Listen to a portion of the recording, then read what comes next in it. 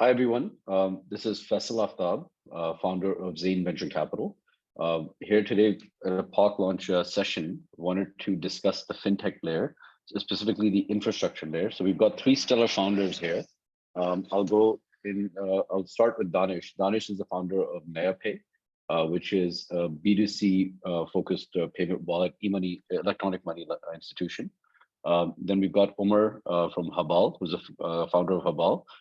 He is on the supply chain side on the B2B settlement infrastructure layer. And then we've got Moazzam, who's a co-founder of SnappRetail, that is digitizing the retail sector with smart terminals. So what I'll do is, gentlemen, starting from you guys, I'll give a brief background about yourself, but primarily also the company and what you're building, and then we can dive into questions from there. So I'll start with Moazzam. Moazzam, if you could tell us a bit about yourself and SnappRetail. Assalamu alaikum, everybody. So basically, SnappRetail is a company that me and our co-founders, we founded about 2 years ago. The objective of the company was to take the Kirana landscape, the grocery Kirana landscape to start off with, and digitize the Kirana landscape and do it slightly differently because we are a hardware plus software play. So we put in a device along with our micro ERP system, which is SnappRetail. And once the store is digitized, once the store is on our platform, its end-to-end operations are digitized. So we give them a device with an Android screen and with a barcode reader, with a printer, and with the ability to accept plastic payments and, of course, digital payments as well. And then once the software is in there, once they're on the software, they complete a sellout, which is invoicing to the consumers. That is all done through the barcode system. And then at the back end, the inventory is also all recorded, and then it's all digitized.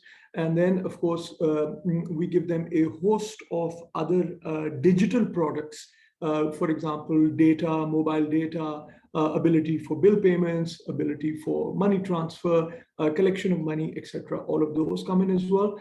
And then there is the ordering module. So it's an ERP system. They're able to order from B2B players as well. And then they have some basic economics on their commercials of their store, which is their P&L, like I said, the inventory before, and their profit, their expenses, etc., all of that. So it's a micro ERP microcosm that we've created. The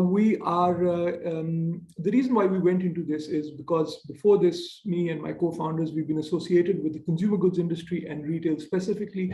So myself personally, I've had about 23 years of experience as of now within this sector.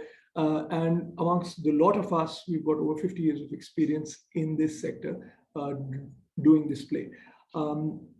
And we're currently at 700 stores in Karachi. So we've got our units on ground, and we have multiple partnerships which are already in play, which include partnerships with B2B supply chain at the back, and then with, like I said, the telecom sector. They're on board as well. There is one payments player which is on board as well. And of course, the working capital play, which is the working capital closed loop lending that we're doing. We've also started working on that. But of course, that's happening at a MVP level at this moment. And as you would imagine, the data that we're creating, the data lake that we're creating, that's got, I mean, that garners a huge amount of interest, especially from consumer good manufacturers like, players like, and they're on board as well. Like Shan Foods is on board, Philip Morris is on board. We're talking to others as well. So we've started getting revenue. We are post-revenue. We're collecting monthly rentals from our cohorts as well. We're selling data as well. And of course, we're taking a slice of everything that is going through our system from the B2B players and from payment players, etc., etc. So that's basically, and right now we're focusing on Karachi with this round. As far as funding is concerned, we're through with our pre-seed round. And of course, Faisal's been the one who's led that round. We've got Antler on board as well, and then a few European VCs and one from America as well. Inshallah, that's the idea. That's what we're building. Aage, the plan is, of course, to move to to other cities in Pakistan, Karachi, Lahore, Lahore, Islamabad, and onwards. Thank you. Danish, Sure. Thank you for tell us a bit the about opportunity. Oh yeah, absolutely. So I thought I should tell you quickly about myself. I'm a native of Karachi. Grew up here, spent 18 years, then I went to the US, studied on both coasts, worked in the Valley for a little bit of time. Came back to Pakistan in 2008. And some of you might know about Cybernet. I helped build that, kind of refocus that business purely on fiber broadband. Similar economic times as today. And just, I was kind of repositioned the company entirely and focused purely on fiber broadband and fiber access, and built that out now. As last PTA reports, we are the largest fiber broadband under the consumer name Storm Fiber. But coming back to NayaPay, during this last 15 years, spent a lot of time going in China because many suppliers are located there, and there I saw from the complete emergence to the domination of these two payment platforms, WeChat Pay and Alipay, and how they become completely ubiquitous. That's really what got me started to think about, why could we not have a ubiquitous payments platform in Pakistan? You have some telco-led players that have been here more than a decade, but you don't mind my saying, but you can't pay your corner store with them. And so that led me to think about kind of at least thinking about trying to build something out like similarly in Pakistan, and led to what NayaPay. And when I look at when I look at the Pakistan landscape, we're extremely analog. So we have and I think these figures are known, 70% of the population unbanked. But on the merchant side, it's even worse, right? 90% of the merchants don't have access to a bank account. And I can delve into the reasons later on. But we think, with NayaPay, what we're trying to build here is a two-sided platform strategy where you build for the consumer and the merchants. It's a very large and tall order because platform strategies are much more difficult to pull off. But we believe that the rewards are much larger if you're able to successfully execute. And today, just high-level numbers, we are on the consumer side, which is built out and live, and we continue to add features in that product. We have a million users who are KYC'd on the platform. We don't really keep track of people who downloaded the app and stuff like that. I think those numbers are not significant. And of this 1 million who are KYC'd, and but 40% are active in the last month, and they use it for the daily financial lives. And the merchant platform is something that we're building out. Just a high-level view of NayaPay. Faisal, you're on mute.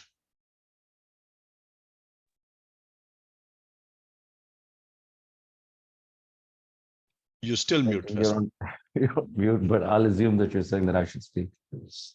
Can you hear me? Is it still muted? Yeah, it's better now. Yeah. All right. So, go ahead. So Omer Bin Ahsan, born and raised in Karachi, and my career basically began in 2006. Started working for an organization within the Federal Board of Revenue to automate Pakistan customs clearance operations and its risk management.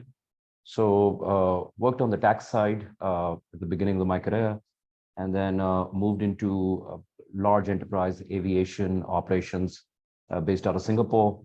And somewhere around 2016, FBR wanted to build its online digital tax payment platform in partnership with State Bank and OneLink. So they contracted me as a consultant. I had no background in payments or banking. So this was my first taste with working on a payments platform. And what most Pakistanis know is that when you pay your taxes online, when you have to make that payment digitally through any bank or any branch, that's the platform that we created back in 2016, 17.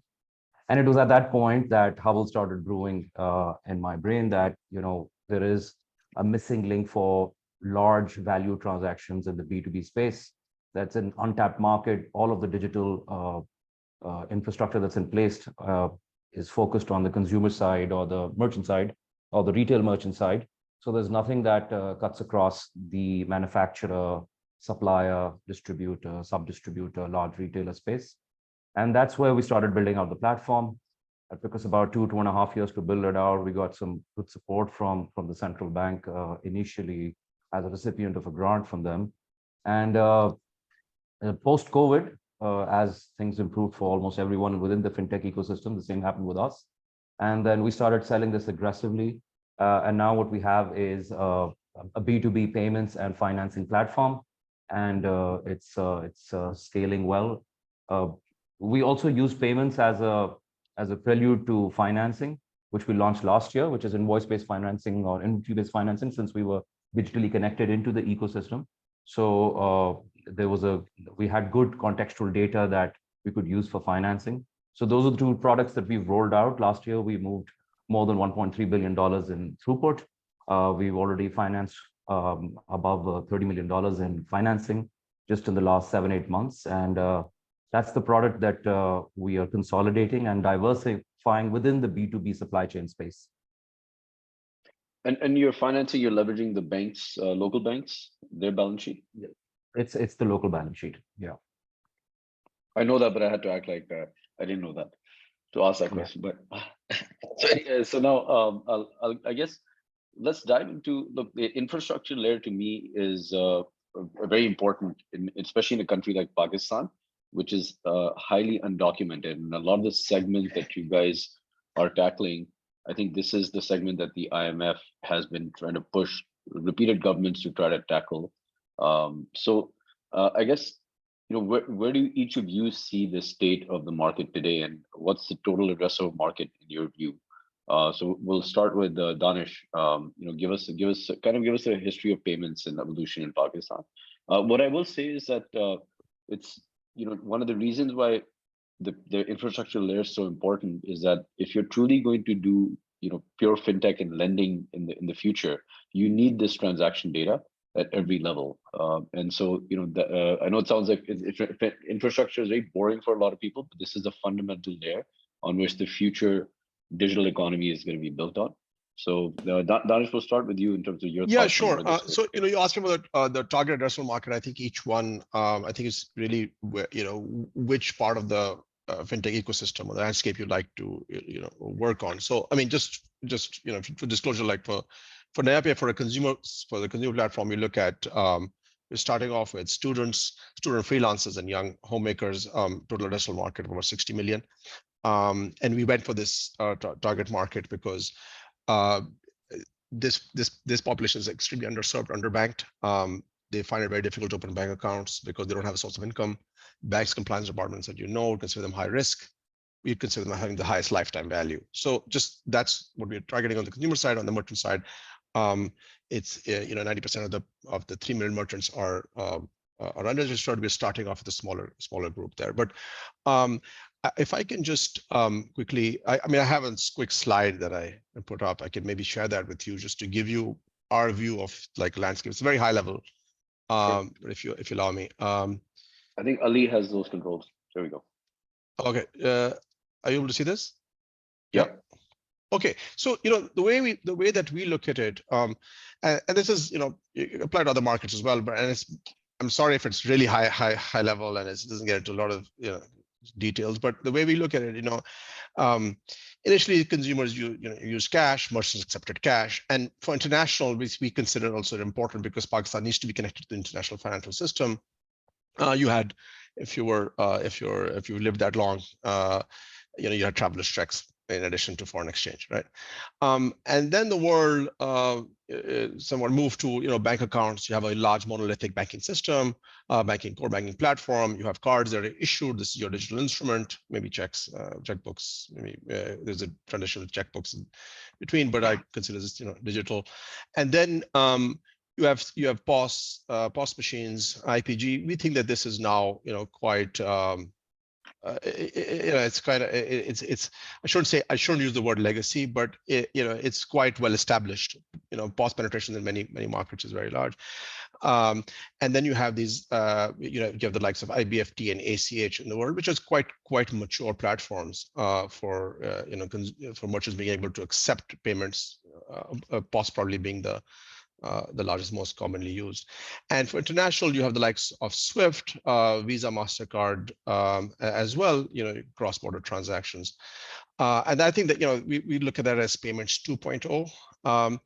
And what we see globally, especially in markets such as China and the Far East, also parts of Europe and maybe the US to a certain extent now with FedNow, like we're seeing that multi-currency wallets, they're lower cost, they're much more nimble. You don't require a monolithic banking system.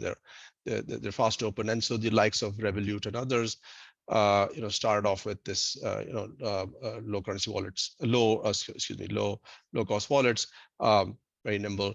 And then merchant acceptance, we see what's happening across the rest of the world. The likes in India, you have UPI, in Brazil, you have Pix.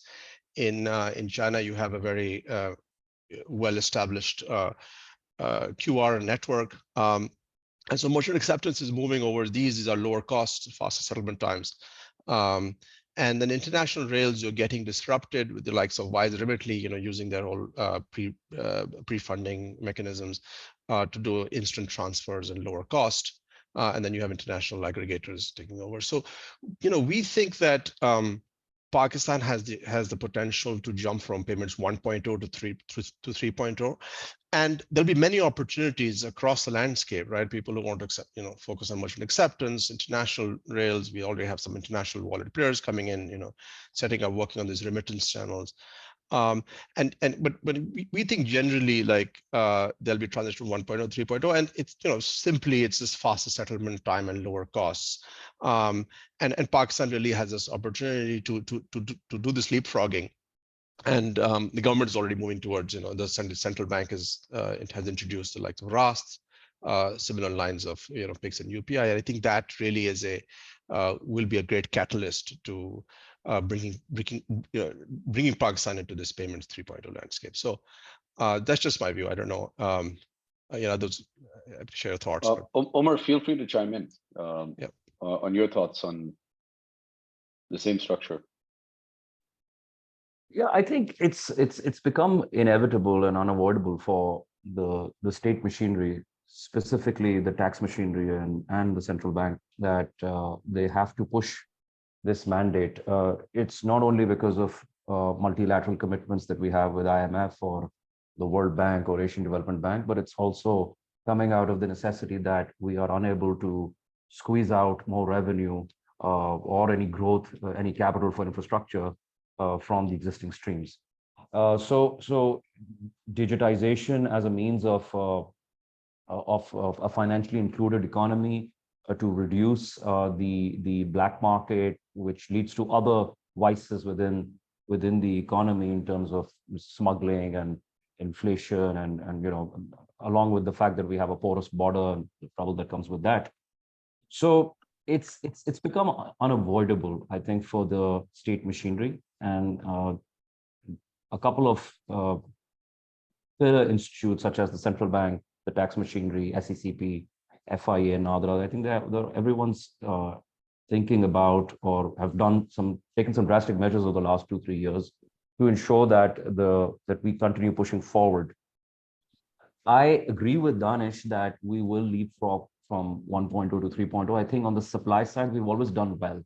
We're quicker in adopting certain infrastructure pieces, whether it's at the state level or in the private sector. The real struggle is that the right political or economic policy environment that it requires to drive adoption across the country, that's always disconnected with some realities, and it's broken, and we take one step forward and then we have to go back. And we've seen it so many times in the recent past that you take one regulatory step and then you pull back, or you take one tax step and then you pull back because you simply are lacking you're not cohesively working on the subject between different groups and institutions, and also because I think we lack the political will, because these things will turn into a lot of noise and loss of political capital. So it's unavoidable. It is happening. I don't think the issue is about the infrastructure, because we've always been able to produce certain things faster than many developed economies as well. in terms of our IBFT infrastructure, or what we've done recently with Rask, or the way we had Nadra way before other regional players. So it's really about how do you drive adoption, which is where policy instruments will have to have a significant impact in making sure that this very large non-included population is part of the economy, and not only part of this economy. If you remember back in the 90s or early 10s, they were talking about documentation of the economy, and that had to shift immediately into digitization of the economy, because it's not really just about documentation, it's about digitization. So not too worried about the supply side issues, the infrastructure. There's enough talent within Pakistan to support the industry or to leapfrog. It's really about that the state has to play its part in making sure that the adoption is driven with a concentrated effort. So, and Moazzam, I'm going to come to you next, because you're handling a very important piece of the pie in this overall documentation, digitization that we're talking about. Just a general question for anyone on the panel. So look, in Pakistan, we have a tendency to compare everything with India, and we get very disappointed that India has gone to the 5th largest economy and we lagged behind. But the reality is they took very concrete steps, and a lot of what you guys are building here is essentially what transpired in 2016 or prior to 2016. But the key element was Modi's demonetization. And the bulk of the growth has actually come from their informal economy coming online, because you had Ambani dumping data and for wallet adoption when they demonetized the rupee, the Indian rupee. So is that something that is, something you guys see as a catalyst? Because you always need a catalyst, right? When you look at China, when you look at all these larger economies out there, and emerging economies, they were all undocumented at one time, and then it's accelerated with digital payments and digitization. So what is stopping us in Pakistan from taking that step? Is it a lack of enough smartphones where consumers might be, where the end consumer might be hurt? Just wanted to get your thoughts on that as founders that are building in this space. And for anyone. Anish, why don't you take that? Because then I'll take the previous question. Yeah, sure, absolutely. I think demonetization is definitely will help. I mean, it helps everything, right? So all of us are digital, fintech players in some sense, right? So I think that definitely would help. And but based on what Omer was saying, right? I mean, this is something that we can do.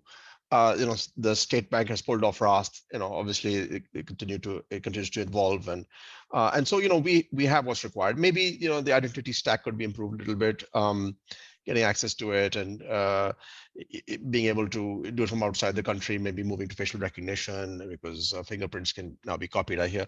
So I think it's very possible that will be a catalyst. But I think that, and I'm sorry for saying this, but like, in India, for example, there's a very, and in Brazil especially, the fintech companies are doing extremely well because the economics work, right? And the economics work because there's small things like our IRF, for example, for card payments was reduced tremendously, right? And I also know with POS machines, extremely costly to import, and obviously maintain and supply the paper and all of that stuff. It's extremely costly, and and it needs to make sense from an investment perspective, right? So, well, India, for example, IRF is 1.1%. Ours is reduced down to, I think, 0.2% or whatever. But I think that this will evolve, and we will get to that point. I think like if the Rask QR code, for example, comes in, the cost of doing the transaction will be much lower. I think central banks should just continue to push that, and really, let the market take over, right? Our market pricing mechanisms take over. I think that would really help. And I think, given that also devaluation obviously would be a major catalyst. But I think that even if you evolve and just do what we're doing, maybe in a bit better manner and not interfere with market pricing, that I think is good enough. Also, obviously, incentives for POS machines that you have such a high cost to, it's already expensive to bring their cost. You're getting devalued. Maybe you need a tax break on those, so for the long term. Sorry. Yeah, Moazzam, I mean, this is right up your alley. Yeah, so taking Danish's point, actually, he's absolutely right.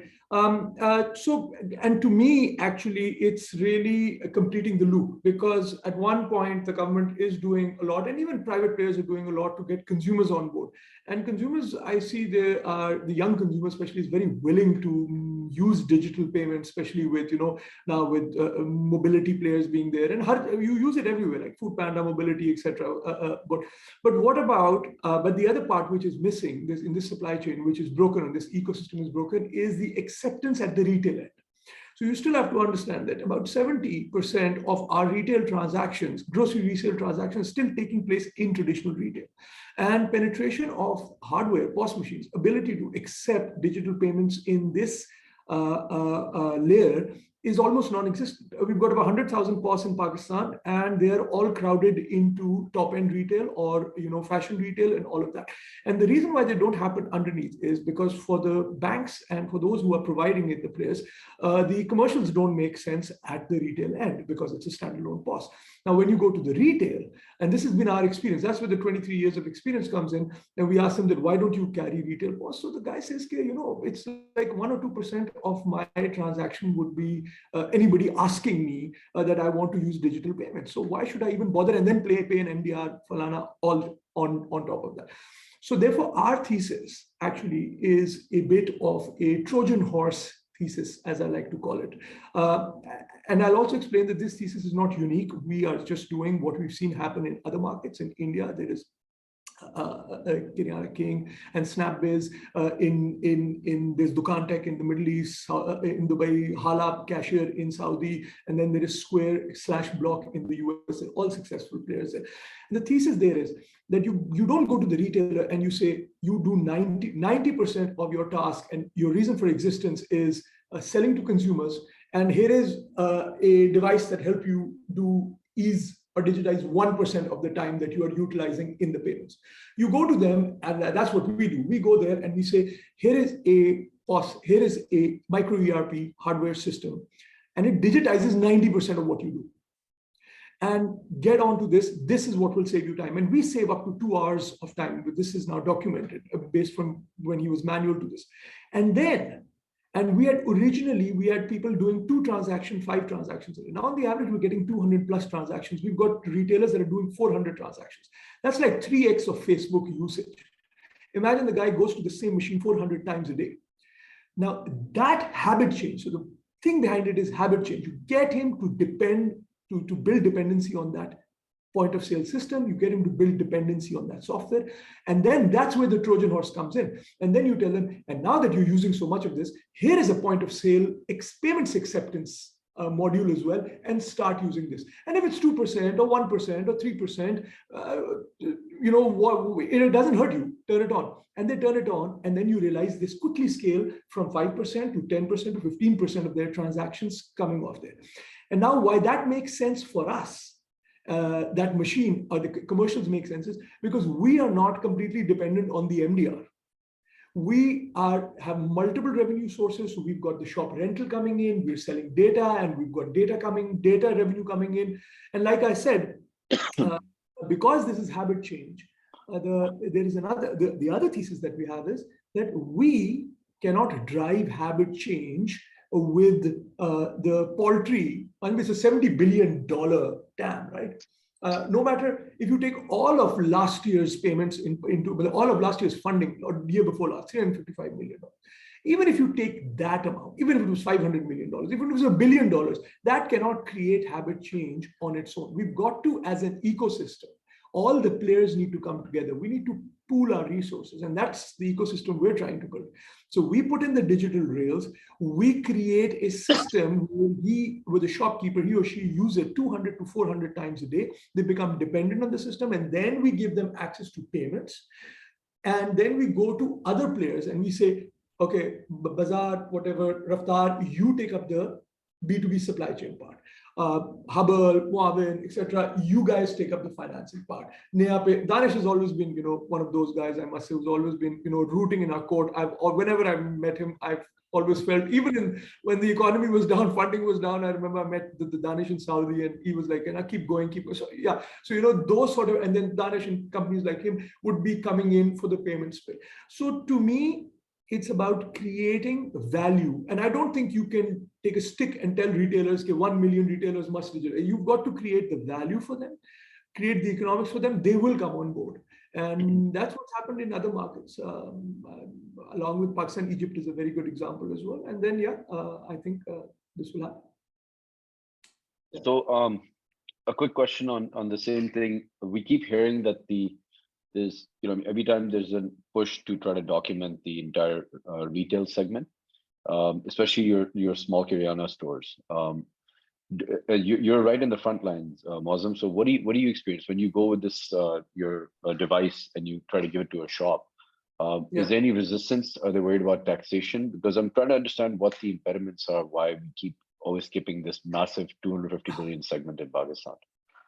So, Faisal, this has been a question that, you asked us back in the pitch deck as well. And we've been asked this question multiple times, international and local and lots of partners. Let me tell you, this is a misnomer. Of course, there are some nuances to this as well. And when we go into retail stores, we've got now a whole profiling matrix that we use.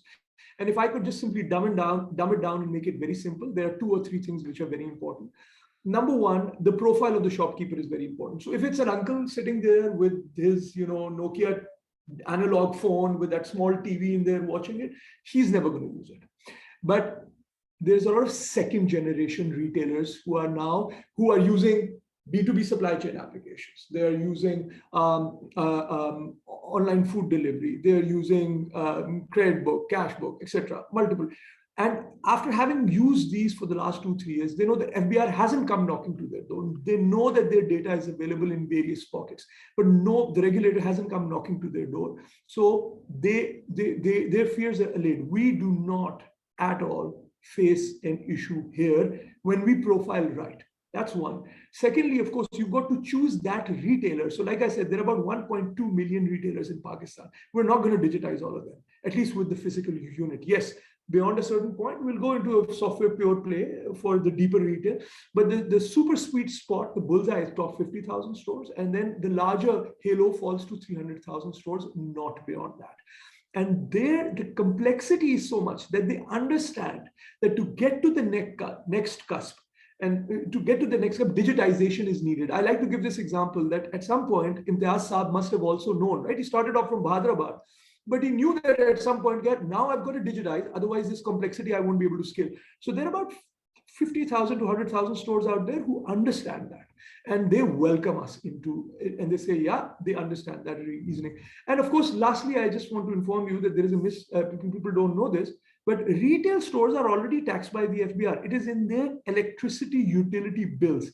And the number of units, there are slabs from 500 to 5,000 rupees, and the number of units already are used as a proxy for that FBR tax. It comes in their bills. Omer, you're on the supply chain side, what type of resistance do you get? Especially, and again, I'll go back to documentation in terms of the fear of regulators coming in. What is your experience been in the supply chain side? And given that you're also doing so many different verticals, industries, so would love to hear that perspective. See, where we began, which was focused on corporate and distribution side and sub-distribution, at most the large retailer that's buying directly from the manufacturer. So in this space, the avoidance or evasion is already priced in. So they don't need to avoid digitization because they're already paying further sales tax, which is a substitute of income tax. That's about 3% right now. So it's already priced in, which means that their resistance is not that, oh, you're going to get us caught by FBR because you have this data. Their resistance basically would be that I don't understand it, or it's too difficult for me, or I don't trust digital payments because I might lose my money. That'll be their resistance, which is where we have a completely separate wing called customer success operations that have a rich supply chain background. They're people who worked in these FMCGs on the distribution side. and they speak the same language. So if it's in Peshawar, he'll speak Pashto. If he's in Punjab, he'll speak Punjabi. And these are the people who can then sort of level up with these guys and say that, this is how you're going to use it. Show them the first transaction by a 500 rupee event, because these are MSMEs between 800 million rupees in annual revenue to about 200, 300 million rupees in revenue. So it's really about hand holding with these guys. They hardly ever refuse. And some interesting numbers that we've seen pre and post Haball is that the supply chains where we are now 100%, over there, before Haball, 98% of all transactions were open checks or cash. You know what an open check is, right? It's my check, but it goes to Faisal and then goes to Danish, and then eventually Moazzam, let's say, encashes it. So you can never track who actually, how many hops it's made. So it was all open check, third-party payments, or cash-based payments. Very little banked transaction, or even if it was a check, which is sort of a cross-check, then even then it was a check, which would mean that it's going to take 2-3 days to circulate, especially if it goes in clearing. So now the situation is that there are about 75% of all these transactions where we're sitting in the supply chains are all digitally initiated, which means they're instantly debited using their internet banking or the gateway that they use through us.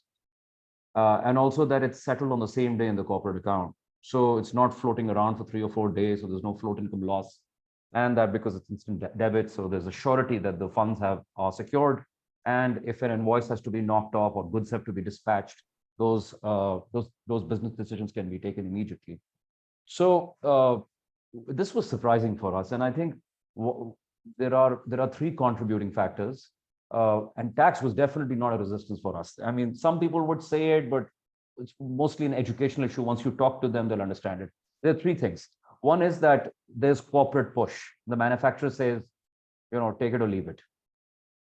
The other thing is, which is a very powerful, potent force. And the entire impact of tax by being more transparent is priced in. FBR takes further sales tax at the time of buying, and the manufacturer would cut it at source. Now it's on them whether they want input adjustments or not. So it's on them. It's already been taken from them. And most of them then don't want output adjustments because they still want to avoid that incremental tax that they'll have to pay on the value that they were able to sell it at. So this is the reason why tax was not really coming in the way. And the other thing was that the manufacturers are pushing this, and also that our own customer success advocacy and education plays a very big role. You have to localize your support because it's being used across 200 cities. So you can't assume that everyone will speak Urdu sitting, when you're operating out of your office in Karachi. You have to have localized this, sit with them, hang out with them, visit them in their towns, and build around their culture. So those are some of the things that helped us in driving adoption.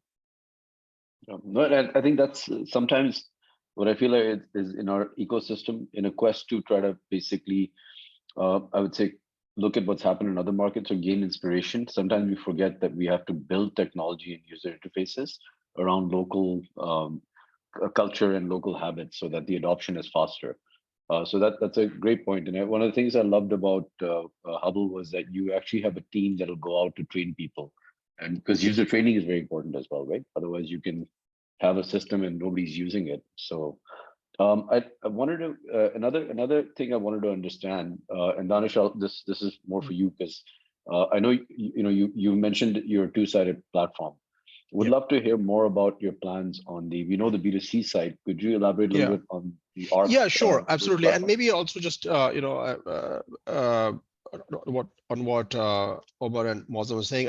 What we look at is not just retail businesses that very well covered by the gentleman. There are online businesses, right? And they have no choice but to accept online. You can't have somebody cash on delivery. It's probably in the long term it's going to be phased out at some point. But the other thing I think very important with merchants, what we see and with our surveys has been that right now they're light on assets. They're just starting out or just generally this light on assets, and they deal almost entirely in cash. So we see with them is banks don't want to onboard them because they're considered unprofitable and risky, right? So, but at the same time, at some point they're going to go to the point where they need to expand and they need access to leverage, right? And fine, they can't do asset-backed lending, but eventually with a documented transaction history, and that could be through accepting payments, also making your bill payments. That I think Moazzam talked about, that saving of time, so you could make your utility payments through a platform. Also using your debit card to go make purchases, so it's all digitally documented, and that gives some sense of like your transactions are captured and your cash flows eventually is captured digitally, right? So when you get to digital cash flow lending models, I don't think we're entirely there yet in our bank system, but they will need to get documented. And so that's something that we are kind of looking at to build out. First, just we were all working on like universal acceptance and try to accept Alt as a platform. But I think the first thing we do is just able to give merchants a bank account and onboard them. And that's the great part about the EMI regulations and the central bank, to allow us to onboard, even if it's a limited account to start off with, but get them get them into the formal banking system, and then allow them to accept, give them financial management tools to do invoicing, to reconciliation. I think Moazzam might have talked about this earlier as well.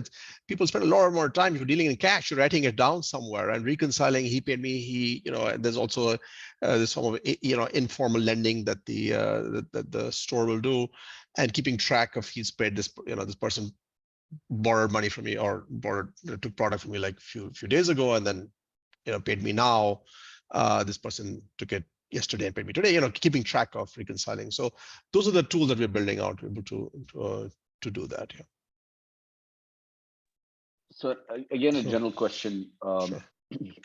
A lot of times when I'm talking to investors, other investors, VC funds, sometimes there'll be criticism that there's just too many licenses in Pakistan. When you look at the EMI license, or you look at Rask, or you look at the digital banking license, and it's getting a little bit crowded. So I guess could one of you take this and kind of educate us on how Rask is it complementary? Is it competitive? I get the interoperability part of Rask, but I really want to, as builders in the ecosystem, want to understand what role that plays. And then how do you see banks in the future? Let's say if you zoom out 5 to 10 years.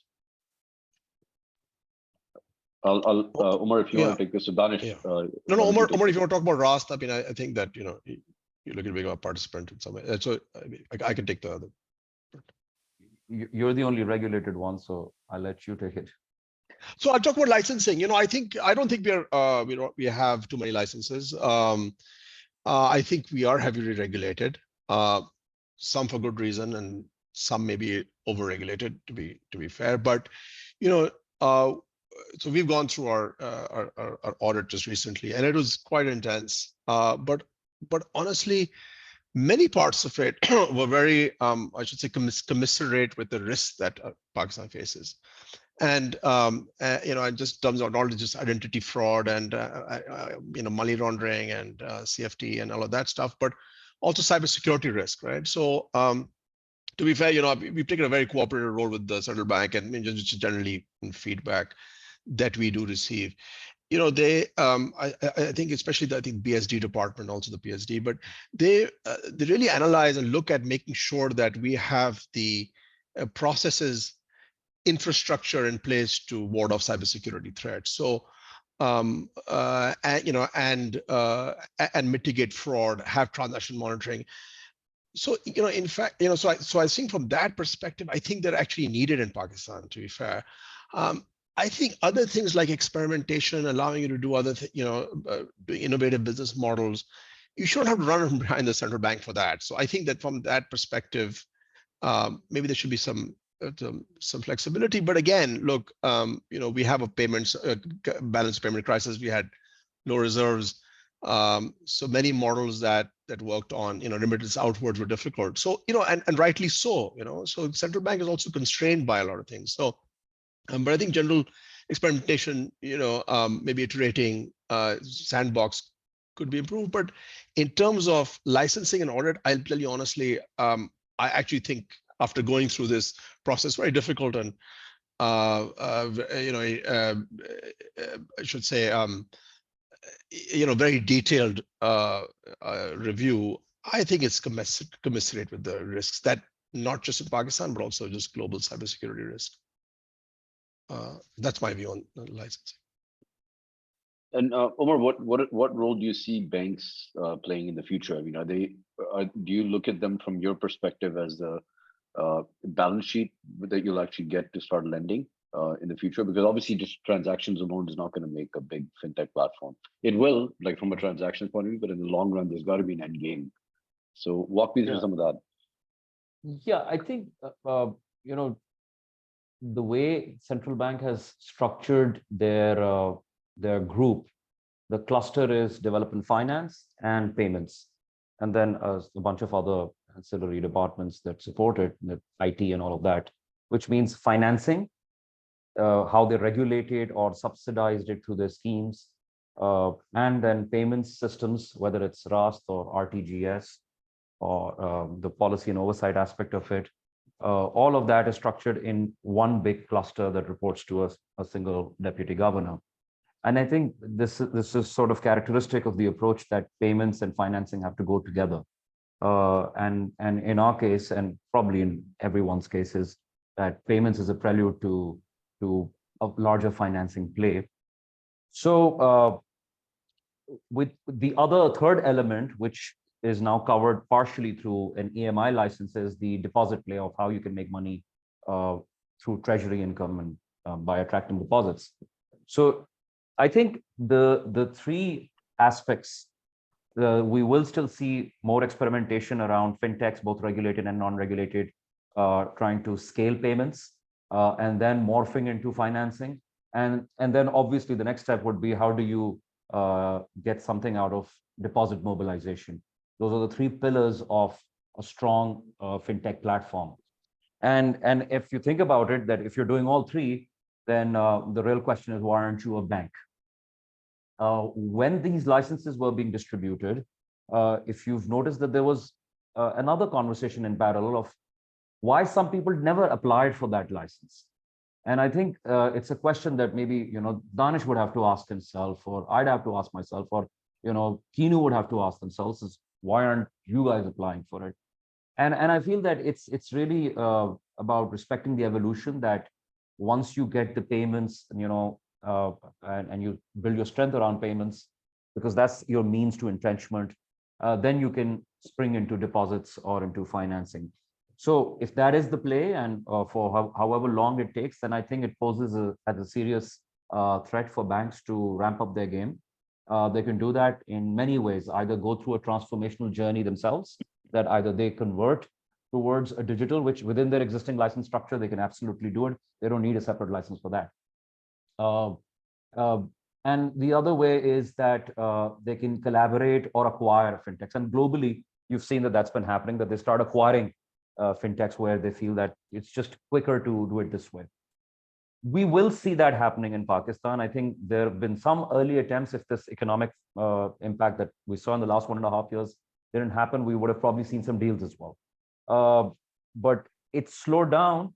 Eventually, they'll come back at the table when they start realizing that some of these regulated and non-regulated fintechs are catching up with their payments play and their financing play and the deposits play. So they'll have to either transform really quickly, or they will have to acquire some of these. Now, the big ones who are addicted to treasury income will obviously be looking at acquisitions, because for them, that change of DNA, it's like, takes a really long time for the elephant to turn. So they will have to probably look at collaborations and acquisitions, and they'll have to set up separate wings. And Faisal, you would know this, that big banks like Citibank or Standard Chartered, they all have venture arms, and that's the exact motive behind it, that they just simply think that we're not going to make it ourselves, we'll just have to buy it. And we should start seeing that probably in 3 to 4 years maximum, that they will start either acquiring or jointly creating, if they think that they're slow in transforming themselves, because they will be slow in transforming themselves, not just because of how they're structured, but also because they are addicted to treasury income. So it just, that kind of success breeds a lot of complacency. Faisal, It's like to contribute here on the B2B lending space and B2B payment space as well. That I think Danish alluded to this, and he's absolutely right. I mean, the problem is not the number of licenses. The problem might be the number of licenses given the size of the pie that we have right now. But the size of the potential pie, I tell you, there's a lot more space for licenses. And the missing link here is the availability of data. And documenting that the data. Just for example, closed loop lending. I mean, if you really look at fast moving fintech ecosystems, cash flow based lending is a real part of that slice. But that doesn't exist here in Pakistan other than the salaried class, credit card, their thing. But B2B ke andar, that doesn't even exist, or at least I'm not aware. And then of course that is the chicken and the egg syndrome, because the data isn't there and the reliable data and all that. So yeah, I think where the impetus has to be created is creating those kind of data lakes, having those players talk to each other so that different parts of those data lakes are then plotted in one continuous flow. They create that story, and based on that, then you can credit rate a certain entity and then close that loop. In fact, not by going to suppliers, but by doing deposit mobilization, so that you have recourse to that money in case you have that small percentage of NPLs. Sorry. So Moazzam, can you tell us a little bit about your platform in terms of, so one of the things that I remember when we were first discussing, and as a criticism, I was highlighting that, look, there's a bit of a drag with the terminal that you're putting in place. And I remember, and I was comparing it to let's say the Khata apps, because it's very easy to install. Tell us a little bit more how you're different, because the key thing was there that the phone, in your case, what you felt was not something that people would use to record transaction data, because they use it for multiple other elements. So elaborate on that a bit. This all stems from the habit change hypothesis that we have and the experience that we have with retail. When you look at a pure play, and especially pure plays that are looking to digitize one of the core functions of his daily tasks, what happens is that phone, that was our experience, because initially we did have SnappRetail on the phone as well, and we tried it out.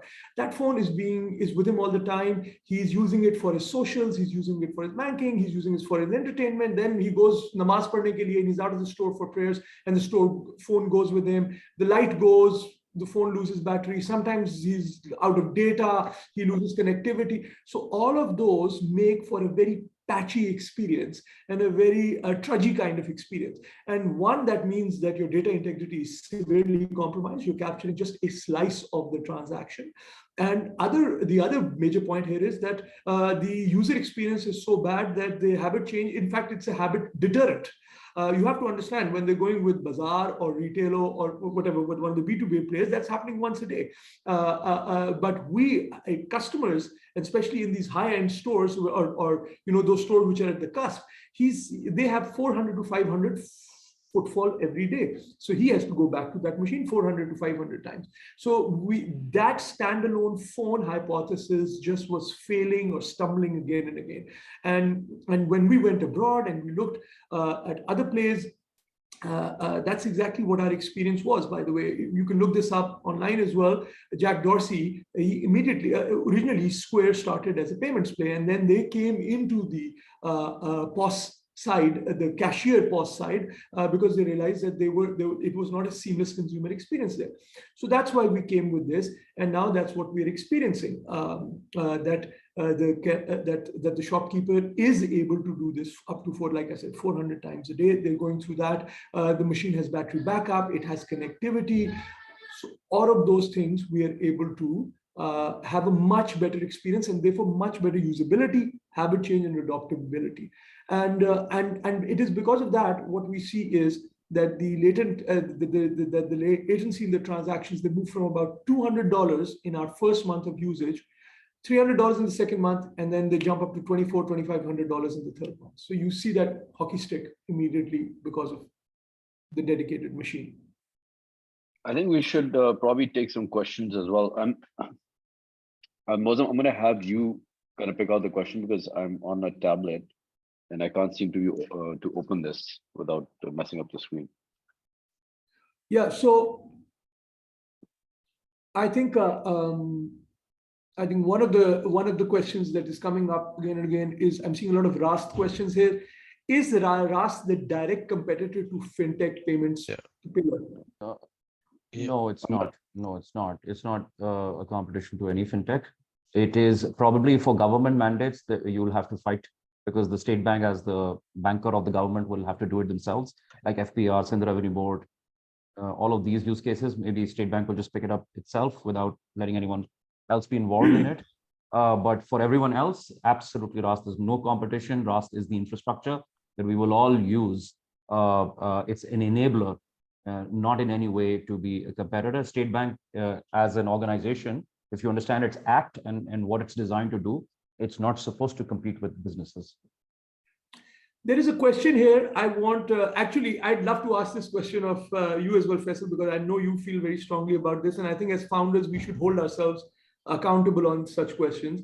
He says, at this point in time, is there a clear path to profitability for EMIs like NayaPay and SadaPay? So over to you, Danish, on that one. And then yeah, Faisal. absolutely. Look, that's a question we get a lot from our investors as well. And and truly, like, if you look at fintechs globally, they have found their path to profitability, right? And it requires a massive amount of scale, massive amount of investment, figuring out that niche where you can extend out your margin. Some do it in the international remittance business. Some do it with acquiring with payments. Just, I believe, yes, just purely on the consumer payments platform, it's still hard. But yes, if you build out that's why you're taking up kind of platform strategy, so able to keep the margin within that platform, and also just give more and more products. Eventually, you guys are out there in terms of Omer, about lending. Our license doesn't allow us to be able to do that, but that is something that you can partner with to do lending, to do investments. And we believe that as you add more and more products, you can eke out that margin to be, yes, reach a path to profitability. So absolutely, there's no doubt in my mind. We wouldn't have gone into this if we did think this would be profitable. Yeah, I think Faisal, we're almost out of time, so you should close on this one, because I know you're very passionate with all of us on this particular point. Look, so to me, the value, and we can't view the world from the 90s anymore, right? The value of data is what we're really after here, right? So what's happening at this infrastructure layer is you guys are creating, if you look at globally what's happening, we're moving from a trust-based internet system with data to a truth-based system, which is where AI comes in, to eventually have strong data, reliable data to actually make decisions, right? But to get, and the reason why I mentioned AI is because ultimately lending is going to be done through credit scoring engines in Pakistan that are unique to Pakistan. So if you think in that long-term horizon, I think the value being created is the solid data that you can actually lend on. So that's why I was asking you that, comparing it to some of the other apps that are out there where the veracity of the data sometimes is questionable, can it be lent on, right?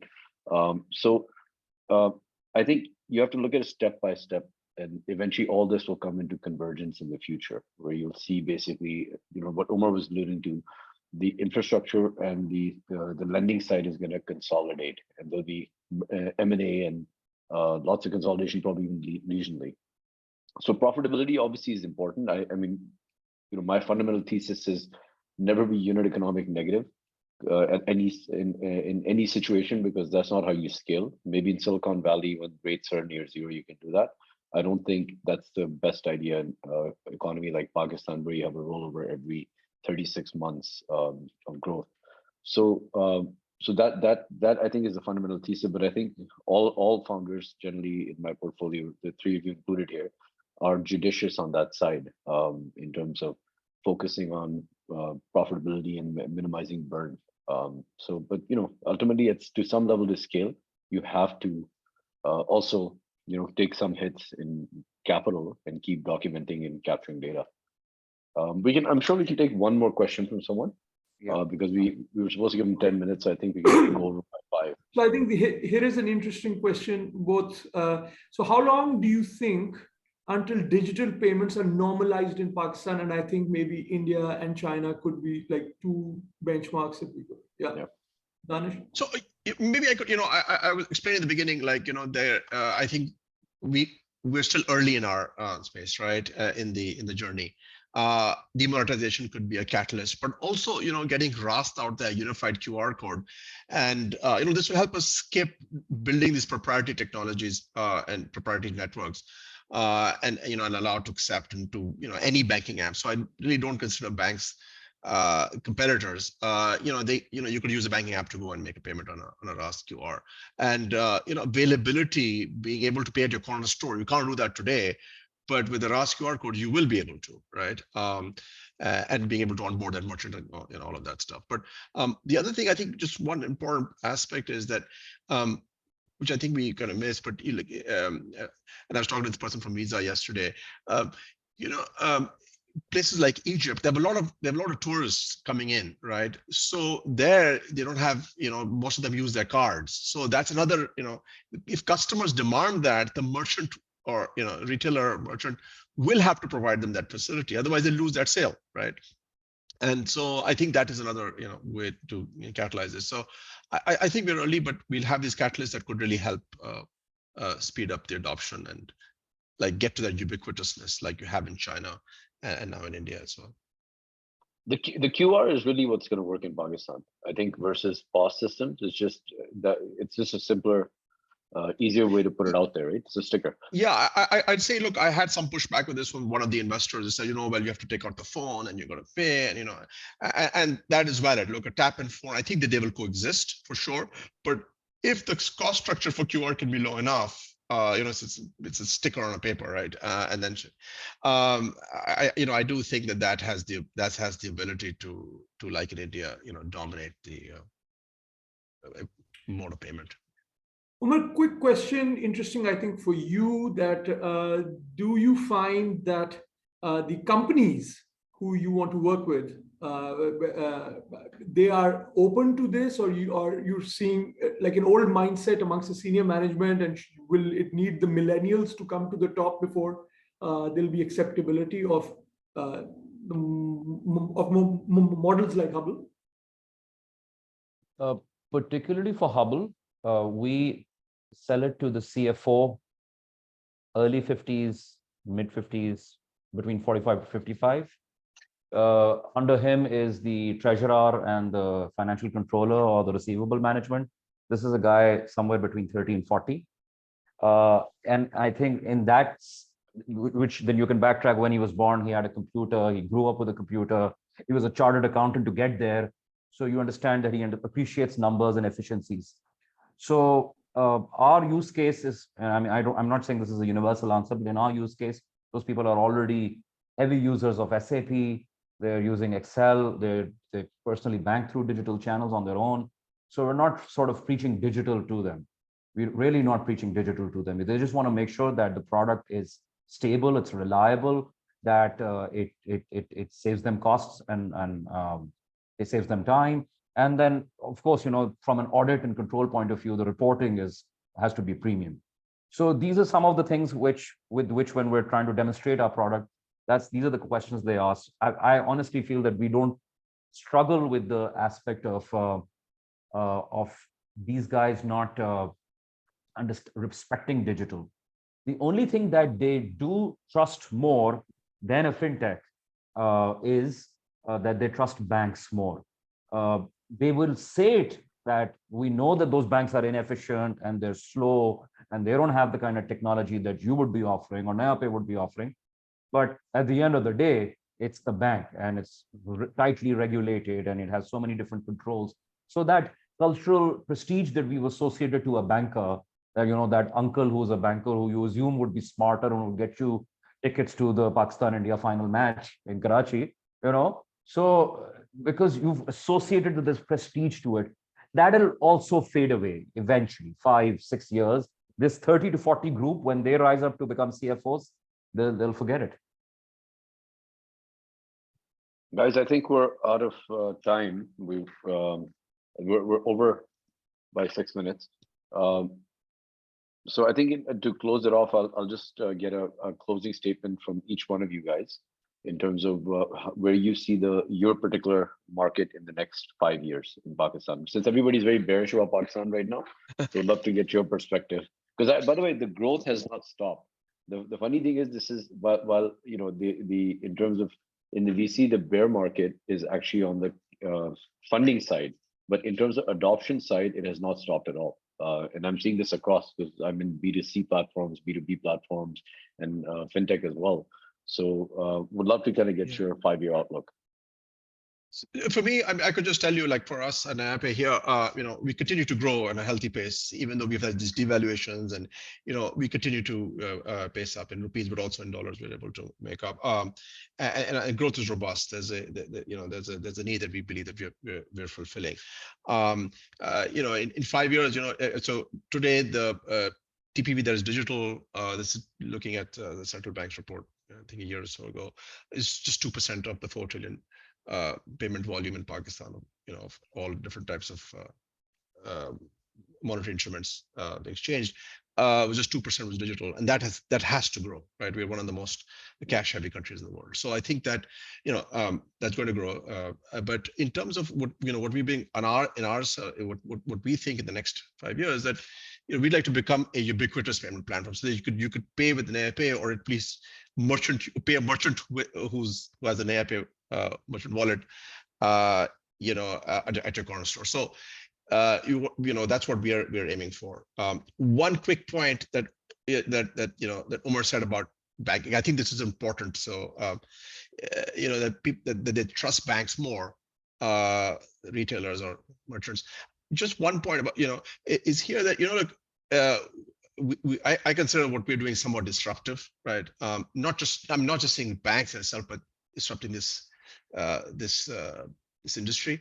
And if you look at Clayton Christensen's book on the innovative solution, when you have disruption, you have 3 things. The disruptors are lower cost, which I think we all agree.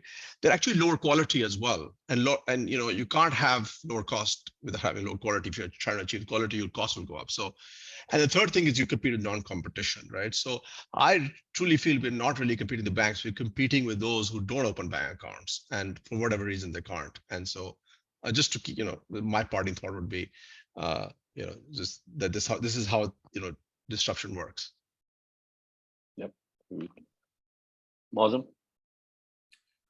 So quick note first, a lot of guys sent me personal messages, questions. So sorry guys, I didn't read those out because Park Launch rules state that I've got to take the questions which have been filtered through Ali himself. So yeah, that's a quick one there. As far as, of course, this our play is concerned, I find that there is I'm very, very bullish and excited about our future. Why? Particularly one is the way I'm seeing the data lake ramp up, and the latent usage as it hockey sticks in the months, and this is now happening again and again and again. So for us, really, it is getting these units out and getting these people on the first, the sweet spot, the 10,000, 50,000 on board. Having said that, we're working on some very exciting models as well. Like Danish said, you've got to keep innovating. So one where our own balance sheet becomes asset light. So we've had experiences now with customers who, because of watching others benefit from this value proposition, they are now buying the machine from us upfront, which means that we no longer have to finance that machine for them, and that makes our the usage of our funding, because our main burn is in machine deployment. Secondly, we're also seeing lending players coming in who want to finance the machine for the players, and that becomes a very interesting model as well, because it's a physical thing and they're able to do that, and it's always live, so getting the ping and that it's always on and all of that. So that's one area that we're very excited about. Secondly, we're now seeing a lot of parallel demand in other sectors. Moving beyond the grocery sector, we're seeing the pharma sector is very excited about this, just as a startup, but there are other results. And of course, the international play lies with us. We were just at Leap. We were the finalists in Leap, and we had two very strong areas of expressions of interest, which we've shared with our cap table as well. So for me, it's all about but for me, the main thing is that for SnappRetail, and I think as makers and as in innovators, we've got to remember that if we've got to question ourselves again and again that whatever we're innovating, is it creating a value proposition, a real value proposition for people in Pakistan? And it's never, and oftentimes it's not as simple as just going abroad and saying, yeah, in this other market that's happening, and let's just copy paste it to Pakistan. Because like the Anish again also said that in this country, our margin structures are so very different from some of the other markets. There's a lot of the thing, the demand exists, and you find that we stumble on those, on the economics of it. So yeah, we're very excited. We're very bullish about Pakistan, and yeah, ready to go. Great, amazing. Omer? Yeah, I think I feel as a Pakistani, someone who's born and raised here, could have lived anywhere else in our career. We get these opportunities. But when you've decided that you're going to raise your kids here, that this is where you're going to, earn a living, this is where you'll build stuff. And in my own career, worked with the government long enough to have a sense of responsibility that when you're building a platform that will eventually become a public utility, you really have to dig in. You have to make sure that you're able to keep on investing in it, keep it stable, and let the volume sort of come to you then. What we've experienced in the last 2 years in terms of volumes and the growth that we've seen, I think it gives us enough confidence that we have to keep going ahead, despite some of the economic challenges that every one of us have experienced, that because of political uncertainty and the economic situation that we were in, that growth is slow, and capital is scarce, and then obviously people are more reluctant towards any modernization or taking any progressive steps. But that being said, that this is just a moment, and we've had several moments, at least in our careers, we've seen probably 2 or 3 since we graduated. So the idea is that the very large potential, especially in the B2B supply chain area, which I feel for us is literally a blue ocean. When we're talking about supply chain financing, that's about $9 to $10 billion worth of financing that is required, and not even 1% is being done by the banks. And if you're talking about the B2B payments space, that's in rupee terms, that's about 16 trillion that's banked, and the actual segment that moves this money, whether through check or cash within corporate supply chains, is about 40 to 50 trillion rupees, almost half the size of our known GDP.